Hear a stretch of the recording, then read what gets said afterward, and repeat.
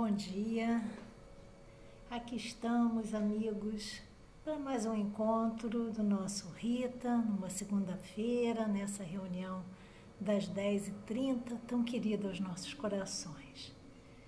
Então, estamos chegando aqui ao Rita, nos aproximando, ainda nesse momento de distanciamento social, que está acabando, que daqui a pouco a gente vai estar junto, que daqui a pouco a gente se encontra, mas por enquanto ainda estamos aqui, unidos em pensamento, unidos em coração. Então, como sempre fazemos em todas as nossas reuniões, vamos começar fazendo uma prece, elevando o nosso pensamento a Deus, percebendo a ambiência do Rita, os espíritos que nos envolvem, que nos acolhem, que sempre preparam o ambiente com muito amor, com muito carinho, sabendo de nossas necessidades. E vamos dizer: graças, Pai, te damos por mais esta oportunidade, por mais este encontro. Que os bons espíritos que possam nos inspirar, que as bênçãos de Jesus e de Maria caiam sobre nós, para que possamos conduzir da melhor forma possível o estudo dessa manhã. Abençoa todos nós e que seja em nome de Jesus, em nome dos espíritos responsáveis por essa reunião, mas acima de tudo em nome de Deus, que nós possamos dá-la por iniciada. Graças a Deus. Então vamos lá. Hoje nós vamos estudar uma parte do capítulo 17 do Evangelho segundo o Espiritismo, um lindo capítulo, aliás, como todos, mas esse eu acho especial, que é o Sede Perfeitos. E esse capítulo começa com uma passagem do Evangelho de Mateus, em que Jesus nos traz o que Kardec intitulou de os caracteres da perfeição. E só da gente pensar nisso, os caracteres da perfeição, já é material suficiente para nós pararmos e nos perguntarmos: onde é que eu estou em relação a esse ensinamento? Eu acho que todas as reflexões que são trazidas na doutrina espírita é para nós trazermos para nós, para o nosso dia a dia, para nós pensarmos, para nós nos posicionarmos em relação às mensagens que são trazidas. E aí Kardec vai desenvolver esses caracteres da perfeição nos itens 3 e 4, que ele intitulou O Homem de Bem e os Bons Espíritas. O Homem de Bem começa assim, esse trecho de Kardec: o verdadeiro homem de bem é aquele que pratica a lei de justiça, de amor e de caridade na sua maior pureza. Se ele interroga a sua consciência sobre seus próprios atos, pergunta se não violou essa lei, se não praticou o mal, se fez todo o bem que podia, se desperdiçou voluntariamente uma ocasião de ser útil. Se ninguém tem do que se queixar dele, pergunta, enfim, se fez aos outros tudo o que desejaria que os outros fizessem por ele. Bom, então ele já começa nos afirmando que o verdadeiro homem de bem é aquele que pratica a lei de justiça, de amor e caridade na sua maior pureza.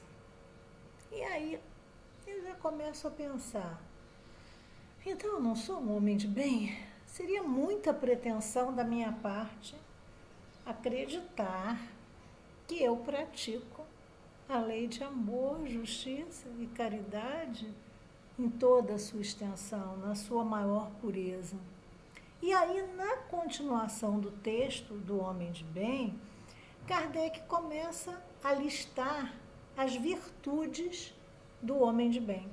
E aí ele fala em fé, em benevolência, em resignação, respeito, coragem, humildade, afabilidade, generosidade, benevolência, indulgência, perdão, porque ele fala de caridade o tempo todo, e ele fala em desinteresse pessoal. Este é o homem de bem. Serei eu? Acho que não, né? Se a gente for até a questão 895 do Livro dos Espíritos, quando Kardec está tratando da perfeição moral, ele faz a seguinte pergunta: postos de lado os defeitos e os vícios, acerca dos quais ninguém pode se equivocar, qual o sinal mais característico da imperfeição? E os espíritos respondem imediatamente: o interesse pessoal. E nós vimos que uma das características do homem de bem é o desinteresse pessoal. E o sinal mais característico da imperfeição da grande maioria dos habitantes de um planeta como o nosso é o interesse pessoal. E continuou explicando: o apego às coisas materiais constitui sinal notório de inferioridade, porque quanto mais se aferrar aos bens desse mundo, tanto menos o homem compreende o seu destino. Pelo desinteresse, ao contrário, demonstra que encara de um ponto mais elevado o futuro. E aí vem aquela pergunta: quanto é que nós já conseguimos nos enxergar como espíritos imortais? Ou estamos tão apegados à matéria, né? Quando é que o quanto nós já conseguimos investir naquilo que nós vamos realmente levar conosco como um patrimônio verdadeiro? Aquelas virtudes que Kardec nos aponta, nos lista como as características do homem de bem. Quanto que nós, espíritos imortais, mas vivendo uma experiência na matéria, conseguimos investir nisso, no desenvolvimento dessas virtudes, que são o único patrimônio que nós vamos levar conosco. Nós não vamos levar nada do que nós construímos aqui na matéria. E mais adiante, Kardec diz assim no texto do Homem de Bem: seu primeiro ímpeto é pensar nos outros antes de pensar em si. Está falando aí do desinteresse pessoal. É buscar o interesse dos outros antes do seu próprio. O egoísta, ao contrário, calcula as vantagens e as perdas de toda ação generosa, ou seja, não pratica uma ação generosa, genuína. Ele pensa no custo-benefício disso. Ou seja, o homem de bem não tem aquele sinal mais característico da imperfeição na humanidade.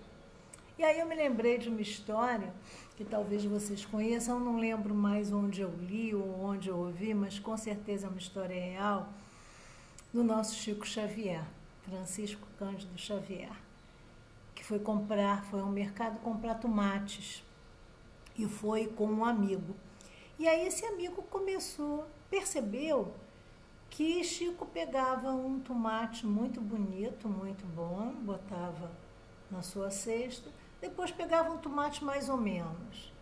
Depois ele pegava um tomate bom e pegava um tomate bem ruinzinho.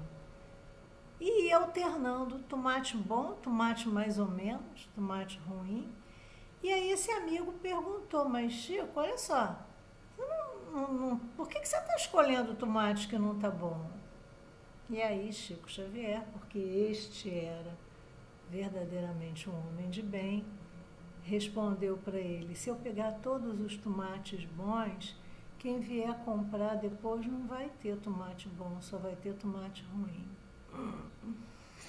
Você seria capaz de fazer isso? Eu nunca pensei nessa possibilidade. Então, vamos começar a pensar um pouco nisso, embora ainda seja muito difícil para nós. Mas eu, decididamente, não sou um homem de bem. E quando a gente lê esse texto do Homem de Bem, esse item 3, Se nós não soubermos interpretar muito bem cada palavra que Kardec nos traz, nós começamos a nos sentir, ai, estou muito distante disso, ó, não estou bem na fita, como é que eu vou ficar? Só que aí Kardec diz uma coisa que talvez comece a fazer algum sentido para nós. Ele diz assim: estuda as tuas próprias imperfeições e trabalha incessantemente para combatê-las. Todos os seus esforços são empregados para que amanhã possa dizer que existe nele algo melhor do que na véspera. Então ele está nos dizendo aqui que o homem de bem está atento a si próprio, trabalha as suas imperfeições. Isso já dá para eu pensar a respeito. Eu ainda não vivo naquele patamar das virtudes que ele nos apresenta. Mas se eu começar a estudar com muita honestidade os meus próprios defeitos, se eu seguir, quem sabe, o conselho que Santo Agostinho nos dá, e que está na questão 919 do Livro dos Espíritos, para que eu possa toda noite, ou não precisa ser à noite, quando a gente já deita com tanto sono, e aí fecha os olhos e vai, né? Mas a gente pode fazer isso a qualquer momento do dia, parar, prestar atenção e nos perguntarmos, né, se eu estou seguindo essas normas ditadas por Jesus de fazer ao outro o bem que eu gostaria que me fizesse. E aí pode ser que eu perceba que eu estou caminhando muito pouco, ou que hoje, se eu fiz essa reflexão à noite, que hoje eu não caminhei grande coisa. E aí eu fico mal de novo, e aí eu repito para mim, puxa, eu decididamente não sou um homem de bem. Mas será que é assim? E aí, Hermance de Faux, o espírito Hermance de Faux, num livro psicografado por Vanderlei de Oliveira, que só o título já nos conforta, esse livro se intitula Reforma Íntima Sem Martírio. Ela começa esse livro logo no início, como sendo uma introdução do livro, com uma página que ela intitulou Angústia da Perfeição, que talvez seja aquela angústia que todos nós sentimos ao perceber que nós ainda estamos distantes desse homem de bem. E ela diz assim, eu vou ler o texto porque ele é muito bonito. Eu não vou ler o texto completo, mas eu vou ler uma boa parte dele. Ela começa nos dizendo assim: alma querida nos ideais renovadores, é natural que sofras inquietação por nutrires objetivos transformadores. Ante a penúria de teus valores, penúria dos nossos valores, declara-te sem mérito para receber a ajuda divina. Ah, eu não mereço.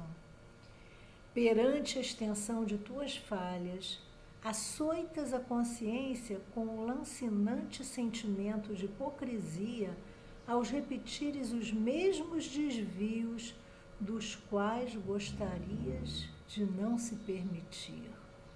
E a gente repete, e a gente cai nos mesmos erros, e a gente sente dor por causa disso. Mas ela continua: essa é a estrada da perfeição, não te martirizes. Como nos dizer, é assim mesmo.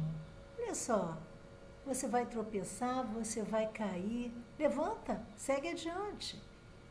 Não sejas demasiadamente severo contigo. Sem lástima e censura, perdoa-te e prossegue sempre. Confia e trabalha cada vez mais. Sem alimentar fantasias de saltos evolutivos, dá um passo atrás do outro. Aqui, como a nos dizer, é o seu orgulho que acha que você pode dar um grande salto E aí, por conta desse orgulho, você se decepciona com você mesmo. Você diz, puxa, eu não dei o grande salto, como pode ser que eu, tão especial assim, não dei um grande salto? E ela diz, sem alimentar fantasias de saltos evolutivos. A natureza não dá saltos, a gente sabe disso, já escutamos essa frase quantas vezes, né? Então, dá um passo atrás do outro. Sem ansiar, essa frase aqui é linda, sem ansiar pela grandeza das estrelas, ama-te na condição de singelo pirilampo que esforça por fazer luz na noite escura.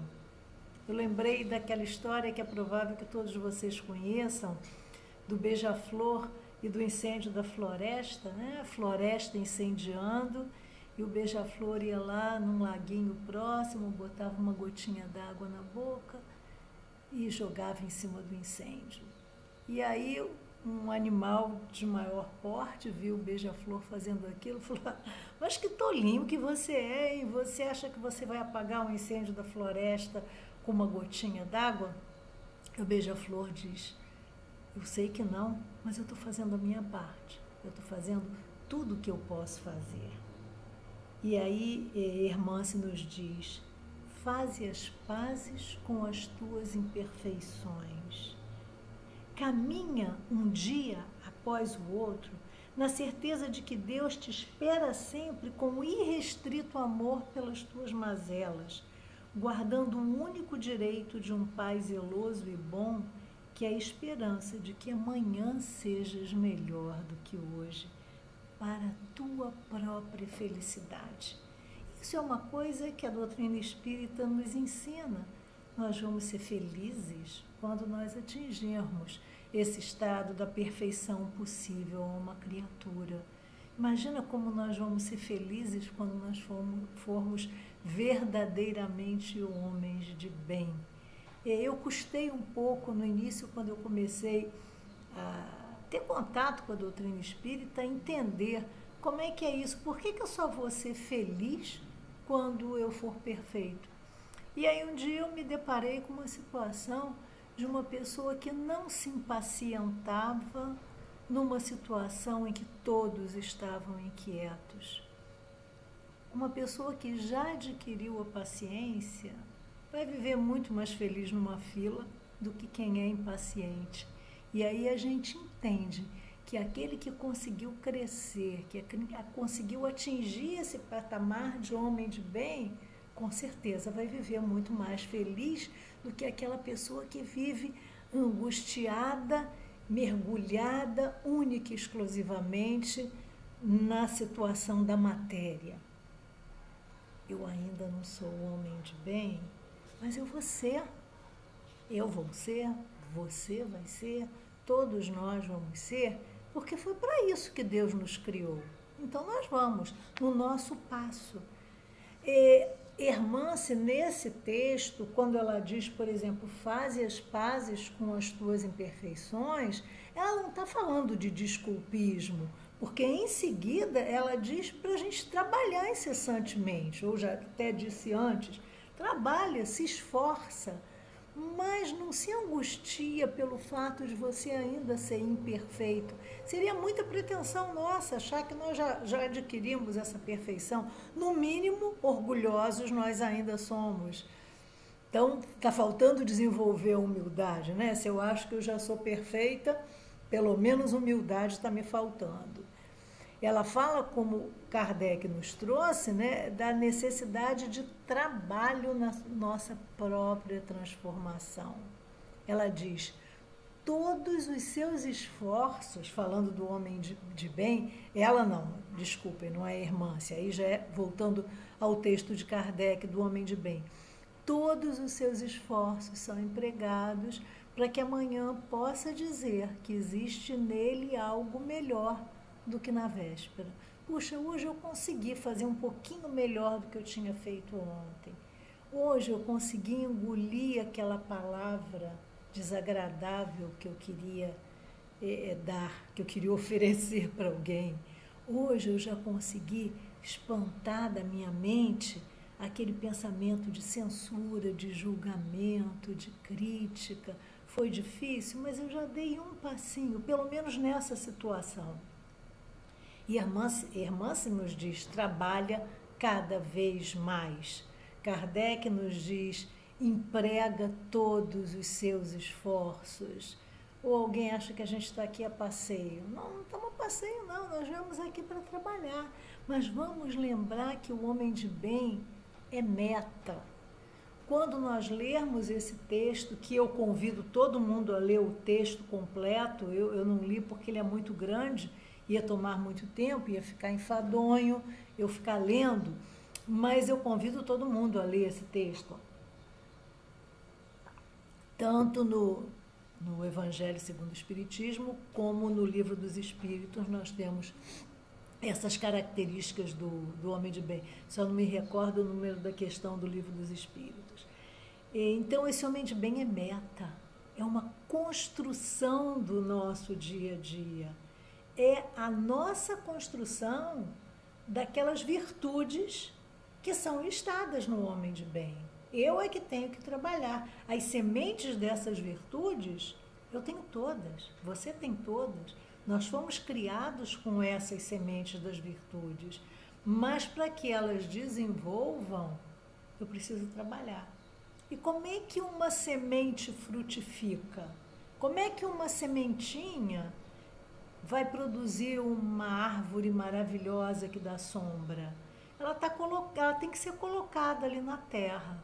Aquela terra suja, que tem que ser adubada, que tem que sofrer a ação do sol, da chuva, aquela terra que tem que ser remexida. Se eu pegar essa semente e colocar num porta-joias todo protegido, não vai ter árvore nenhuma ali. Então, essa construção do nosso dia a dia é trabalhosa realmente. Muitas vezes nós achamos que está sendo muito difícil, mas é o que nós podemos fazer. Estamos tendo agora, nesse momento dessa pandemia, do isolamento social, inúmeras oportunidades. Nós estamos vivendo uma experiência única. Não é por acaso que nós estamos aqui agora. Então, vamos aproveitar todas as oportunidades que aparecem para construirmos nossas virtudes. E o que é uma virtude? No Livro dos Espíritos, na questão 893, os Espíritos nos dizem que a virtude sempre que a resistência voluntária ao arrastamento dos maus pendores. Quer dizer, ele está falando em trabalho, resistência voluntária. Não é uma coisa que é num estalar de dedos que vai acontecer. Ele está falando em reforma íntima. Ele está falando num longo caminho pela frente. E aí nós temos duas possibilidades quando nós avistamos um longo caminho pela frente. Ou nós vamos desanimar, ou nós vamos mobilizar a nossa vontade, que é a maior potência da nossa alma, segundo Leon Denis. Bom, mas já que nós estamos falando de um caminho, saber a direção desse caminho é fundamental. Para onde nós vamos? Eu tenho um longo caminho, mas eu quero ir para esse lado ou eu quero ir para esse? Eu tenho uma poesia que circulou na internet durante muito tempo, atribuída a Clarice Lispector, mas não é dela, não, é de um autor desconhecido, que ela diz assim logo no início: mude, mas comece devagar, porque a direção é mais importante do que a velocidade. Então é essa direção que nós temos que escolher. Mas essa direção, gente, ela já foi apontada para nós há mais de 2000 anos. Jesus já nos mostrou que direção era essa. Nós não entendemos. Naquela época, poucos entenderam. Os que entenderam, deslancharam na vida.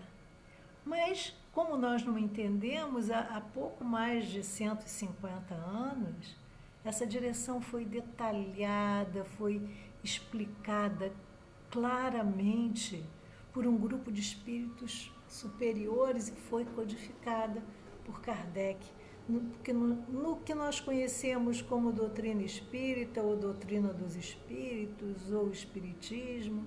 E os adeptos da doutrina espírita, como nós sabemos, são os espíritas. Nós somos espíritas. Somos? Isso é uma pergunta. somos verdadeiros espíritas, somos bons espíritas, nós somos adeptos do conhecimento teórico do espiritismo, do estudo do espiritismo, ou nós estamos tentando caminhar no sentido do cumprimento, da prática, desse roteiro que foi apresentado por Jesus e mais detalhado para nós por Kardec. E aí Kardec, no item 4 do capítulo 17, ele nos fala dos bons espíritas. Seremos bons espíritas? Seremos no sentido de estamos sendo? Será que nós somos bons espíritas? Ele começa dizendo assim: o espiritismo não cria nenhuma nova moral. Ele facilita aos homens a compreensão e a prática, ele está falando aqui de ação, da moral do Cristo, dando uma fé sólida e esclarecida àqueles que duvidam ou vacilam. Parece que todos nós que estamos aqui conectados nesse estudo, eu, você, inspirados pelos espíritas, nos entendendo como espíritos imortais, nós escolhemos a doutrina espírita como esse explicador, digamos assim, esclarecedor daquele caminho que Jesus nos apontou, que é o caminho para nós nos tornarmos espíritos perfeitos, que é o caminho para nós conseguirmos ser aquele homem de bem que foi nos apresentado anteriormente. E aí ele diz, Kardec diz que o verdadeiro espírita age como um verdadeiro cristão. Nós agimos como verdadeiros cristãos? Vamos pensar sobre isso. Nós agimos como verdadeiros cristãos na casa espírita? Ou nós agimos como verdadeiros cristãos na vida, no mundo, fora da casa espírita? Será que nós agiríamos como aquele bom samaritano da parábola de Jesus? Será que o nosso dia a dia? Será que nós somos os bons espíritas que Kardec nos apresenta? Mas, mais uma vez, não é para a gente desanimar se a gente perceber que a gente não está sendo o que nós poderíamos ser, o que nós gostaríamos de ser, o que nós queremos ser. Está faltando trabalho? Então vamos trabalhar, trabalho íntimo. Kardec, o que ele nos fala sobre isso? Ele traz para nós que nós precisamos ter uma inteligência excepcional, como ele diz, é preciso para eu me considerar um bom espírita ter uma inteligência fora do comum, preciso dessa inteligência fora do comum para compreender a doutrina espírita? Nas palavras dele, não. Por quê? Porque vêm-se homens de uma capacidade notória que não a compreendem. Pessoas brilhantes, instruidíssimas, inteligentíssimas, que não conseguem chegar na essência da doutrina espírita. Enquanto que inteligências vulgares, de jovens mesmo, aprendem com uma admirável justeza seus detalhes mais delicados. Gente, se a gente parar para pensar em pessoas que nós conhecemos, em crianças, que às vezes nos dizem coisas que, olha, a gente bota as barbas de molho e diz que lição.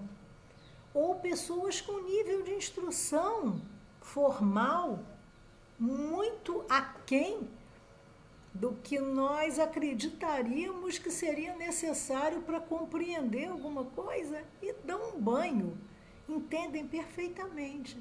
Por quê? Do que nós estamos falando aqui?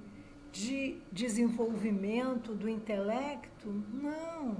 Kardec nos fala da maturidade do senso moral, né? Nos fala que para ser classificado como um espírita sincero e verdadeiro, o espírito necessita já se encontrar num grau de adiantamento, num grau superior de adiantamento moral. Como é que eu consigo atingir esse grau superior de adiantamento moral? Mais uma vez, a gente pode até se ver naquela situação em que nos vimos em relação ao homem de bem, né? Puxa, eu não sou um homem de bem. Puxa, eu não me encontro num grau superior de adiantamento moral.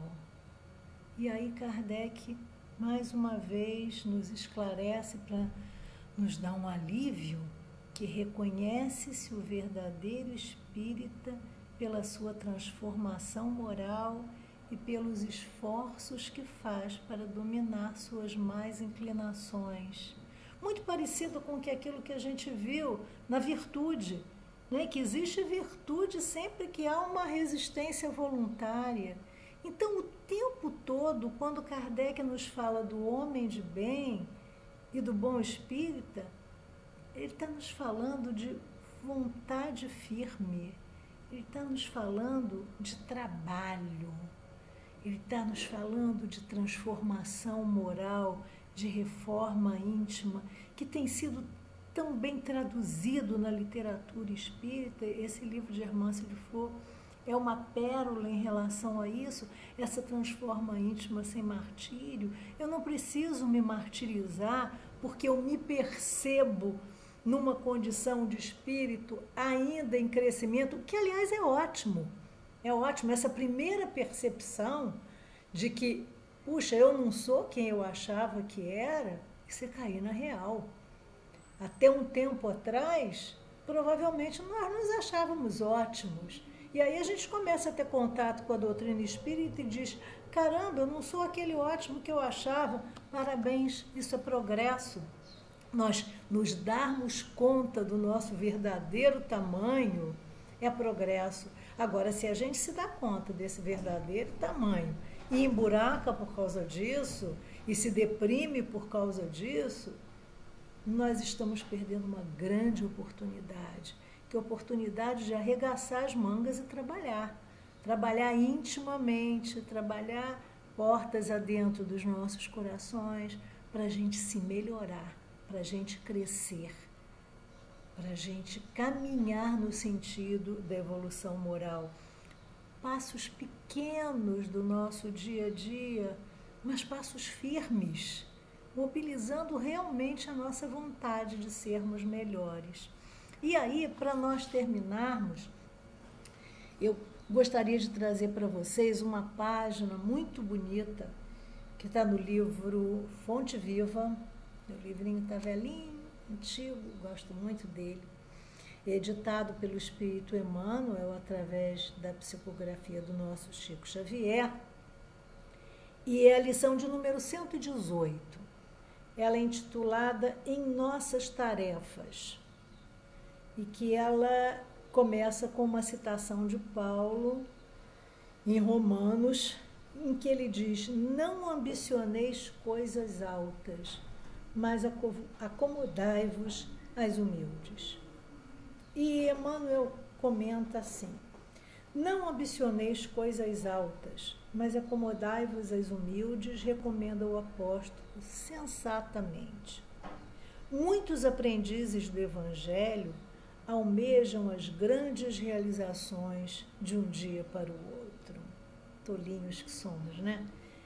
A coroa da santidade, o poder da cúria, a glória do conhecimento superior, as edificações de grande alcance. Entretanto, aspirar só por si não basta a realização. Tudo nos círculos da natureza obedece ao espírito de sequência. É aquela história, aquela frase da natureza não dá saltos. A árvore vitoriosa na colheita passou pela condição do arbusto frágil.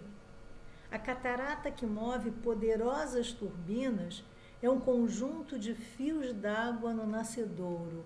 Outro dia eu vi um vídeo sobre o nascedouro do rio Amazonas. Uma coisa impressionante, porque é um filete de água. Imponente é o projeto para a construção de uma casa nobre. No entanto, é indispensável o serviço da picareta e da pá, do tijolo e da pedra, para que a arte e o reconforto se exprimam. E eu lembrei agora, fazendo um parêntese nesse texto, da experiência que, se todos nós tivemos a oportunidade de aproveitar realmente, e ainda estamos aproveitando nessa fase de quarentena, a valorização daqueles profissionais que permitiam que nós, em casa, recebêssemos tudo que nós precisávamos. Do motoboy que trazia as coisas para nós, do entregador. Será que nós, antes do isolamento social, valorizávamos tanto essa pá e essa picareta e o tijolo, como ele está dizendo aqui? Abracemos os deveres humildes com devoção ao nosso ideal de progresso e triunfo. Por mais árdua e mais simples a nossa obrigação, atendamo-la com amor.